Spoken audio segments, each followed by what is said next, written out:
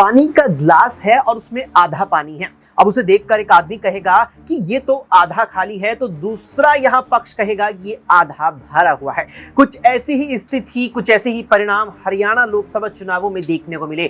5 लोकसभा सीटें अगर भारतीय जनता पार्टी की घट गई, 2019 में 10 सीटें जीत करके अब 5 पर सिमट गई, तो भाजपा कहेगी कि हमें 5 सीटों का नुकसान हुआ, हम 5 सीटें कम लाए हैं, हम 5 सीटें हारे हैं। तो कांग्रेस कहेगी कि हमने 5 सीटें जीती हैं। और अब उसी को आधार बनाकर सूबे के दिग्गज नेता, कांग्रेस के दिग्गज नेता भूपिंदर सिंह हुड्डा एक कार्यक्रम में साफ तौर पर कहते नजर आए हैं कि आम चुनावों में जो परिणाम हरियाणा में देखने को मिले हैं, उसने साफ दर्शा दिया है कि अब की बार विधानसभा चुनावों में हरियाणा की जनता ने मन बना लिया है कि भारतीय जनता पार्टी को अब नकार देना है और कांग्रेस सत्ता में वापसी कर रही है। लेकिन इस साल जो हरियाणा में विधानसभा चुनाव प्रदेश की 90 सीटों पर होने वाले हैं, उससे भी पहले यहां पर भारतीय जनता पार्टी गठबंधन की जो सरकार सूबे में चल रही है, उसे लेकर यह सवाल लगातार बन रहा है कि मौजूदा जो कार्यकाल हरियाणा विधानसभा का है, क्या भाजपा गठबंधन उसे पूरा कर पाएगा या बीच में ही लड़खड़ा जाएगा। क्योंकि मार्च महीने में जिस प्रकार से सूबे की महज 2 लोकसभा सीटों को लेकर विवाद जेजेपी से हुआ,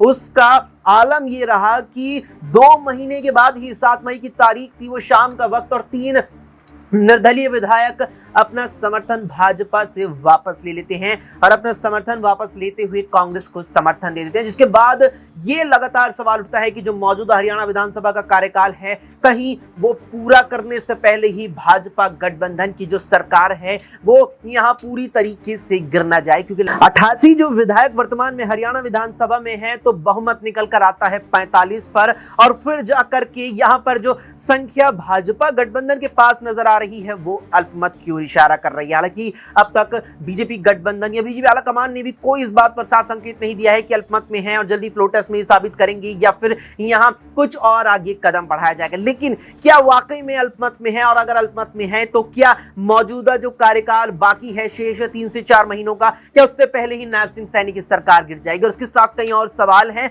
और उन तमाम सवालों पर चर्चा न्यूज रूम में मौजूद अपने सहयोगियों से करेंगे।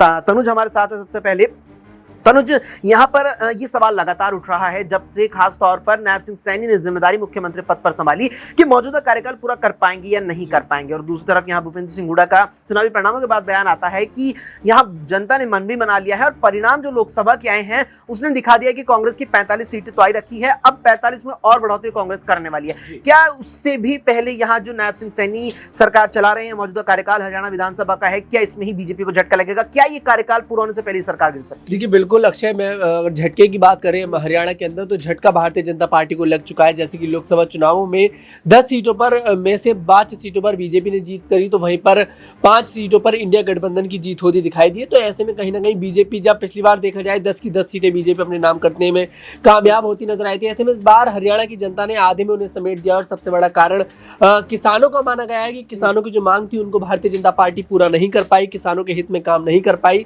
और इस बार विधानसभा चुनाव में भी ऐसा कुछ देखा जाएगा बिल्कुल, क्योंकि कहीं ना कहीं इस बार भारतीय जनता पार्टी, देखिए मुख्यमंत्री बदला जाता है आधे कार्यकाल के बाद, और नायब सिंह सैनी को मुख्यमंत्री बनाया जाता है। और नायब सिंह सैनी जो है कहीं ना कहीं देखा जाए तो वहां की जो जनता है उनके चेहरे से खुश नहीं है। और जब से दुष्यंत सिंह चौटाला ने देखिए भारतीय जनता पार्टी का जो एनडीए का साथ छोड़ा था, तब से कहीं ना कहीं बीजेपी की स्थिति डगमगाती दिखाई दे रही है। और साथ छोड़ने का जो कारण था वो जायज भी था। वो लोकसभा में कुछ सीटें मांग रहे थे, लेकिन बीजेपी पार्टी किसी भी सीट पर उन्हें चुनाव में एक भी सीट देने के लिए तैयार नजर नहीं आ रही थी। ऐसे में इस बार भारतीय जनता पार्टी का जो घमंड है उसे हरियाणा की जो जनता है वो तोड़ने में कामयाब हुई है। और कारण दूसरा ये भी बताया जा रहा है, जिस तरह से महिला पहलवानों के साथ ब्रजभूषण, जो कि उत्तर प्रदेश की केसरगंज सीट से पूर्व सांसद थे भारतीय जनता पार्टी के और डब्ल्यूएफआई के पूर्व अध्यक्ष भी वो रह चुके हैं, उनके ऊपर जिस तरह से महिला पहलवानों ने यौन उत्पीड़न जैसा गंभीर आरोप लगाया था और भारतीय जनता पार्टी की तरफ से कोई कड़ा एक्शन इस पूरे मामले में नहीं लिया गया, तो कहीं ना कहीं हरियाणा की जनता इस मुद्दे को भी ध्यान में रखते हुए इस बार भारतीय जनता पार्टी का सफाया करने के लिए पूरी तरह से तैयार नजर आ रही है। बिल्कुल, यहाँ पर हरियाणा की जनता में भी कहीं ना कहीं बीजेपी के प्रति नाराजगी है, क्योंकि जो 9.5 साल की सरकार चली है, वो जो तमाम वायदे किए गए थे उन पर पूरी तरीके से खरी उतर नहीं पाई है। लेकिन यहाँ पर महत्वपूर्ण ये भी हो जाता है कि केंद्र में सत्ता तो भाजपा ने पा ली है, चाहे सहयोगी दलों के साथ मिलकर एनडीए के तहत पाई हो, लेकिन क्या अब प्रदेश के विधानसभा चुनावों से पहले किसानों को लेकर के कुछ बड़ा फैसला केंद्र सरकार एक बार फिर से ले सकती है? क्योंकि यहाँ पर केंद्र में कृषि मंत्री भी बदला गया है। सवाल हमारे सहयोगी दिनेश से रहेगा। दिनेश, कृषि प्रधान राज्य है, हालांकि कृषि प्रधान देश पूरा है, लेकिन मुख्य जो अर्थव्यवस्था हरियाणा की है वो निश्चित तौर पर कृषि पर निर्भर है, और किसान आंदोलन के प्रति जो नाराजगी है, किसान आंदोलन के दौरान जो पूरा माहौल था, उसका एक बड़ा तबका हरियाणा में भी था। हरियाणा का भी एक बड़ा तबका रहा है जो कृषि कानूनों के खिलाफ था। क्या यहाँ पर केंद्र सरकार राज्य के होने वाले विधानसभा चुनावों से पहले कोई यहाँ प्रमुख फैसले ऐसे ले सकती है जो किसानों के हित में जाते नजर आए, और अगर ऐसे लेती भी है, क्या उससे हरियाणा की जनता, हरियाणा के किसान मुख्य तौर पर क्या मान पाएंगे? देखिए अक्षय, प्रदेश अध्यक्ष को लेकर भी ये चर्चाएं तेज हैं कि जाट वोट बैंक को साधने के लिए यहाँ पर भारतीय जनता पार्टी किसी जाट चेहरे को आगे कर सकती है। और इसी के साथ साथ आपने सही कहा कि यहाँ पर जो किसानों के मुद्दे हैं उनको साधने का प्रयास किया जाएगा, क्योंकि नहीं चाहेगी कि भारतीय जनता पार्टी हरियाणा की राजनीति से रुखसत हो जाए। क्योंकि जिस तरीके से पिछले 10 सालों से जो राजनीति करती आ रही है बीजेपी हरियाणा में, एक क्षेत्र वो सरकार बनाने में कामयाब होती हुई नजर आ रही है।